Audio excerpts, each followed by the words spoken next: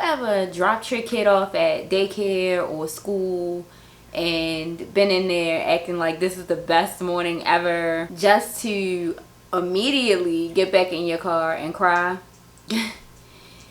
Yeah, me too. Hey y'all, hey, it's Chameleon K, and today I'm getting real about what it really feels like to be a single mom. Nobody sees the struggle. Nobody sees you trying to stay on top of the dishes, make sure the kids eat dinner, trying to maintain a healthy household where you're actually cooking the food versus buying it, but sometimes you run out of time because you're doing everything yourself. You're trying to keep a clean house, and depending on the age of the kids, you may or may not have help.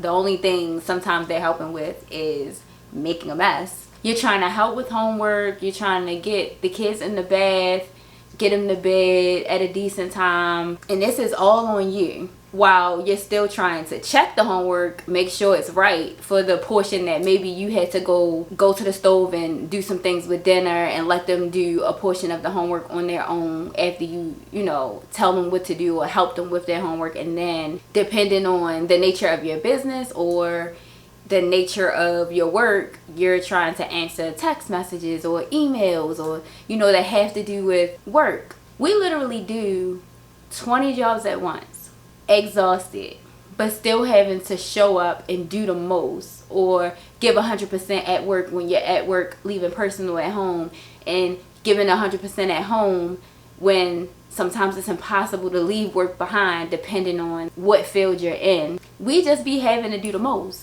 But they don't see the struggle. People don't see the struggle. They don't see the fear that keeps you up sometimes. Like, for example, have you been to work late for the 3rd time this week because your kid decided to do something that required a clothing change literally on the way out the door, or even in the car on the way to daycare, or anything that just happened and you had to stop everything or drop everything and address what happened?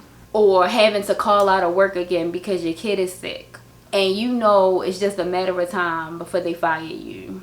Or constant anxiety over fear of even a write-up, because if that leads to you losing your job, then that also leads to you not being able to pay your bills, or possibly one emergency away from being back in your parents' house. Because you don't have a second set of hands to help you with anything in some cases. And in some cases, it's just the fact that you don't have a second income, or, it's just you living alone with the kids. So if you lose that job, that's the only income you have. If you don't have anybody helping you financially, and that's a very real thing. So on a personal note, in addition to the things that I just shared that was happening to me, I had a constant feeling of walking on eggshells because I was late to work again, or having to call out, like I said, because my baby was sick, and my supervisor having the audacity to ask me if I could find somebody else to watch him or get him instead of me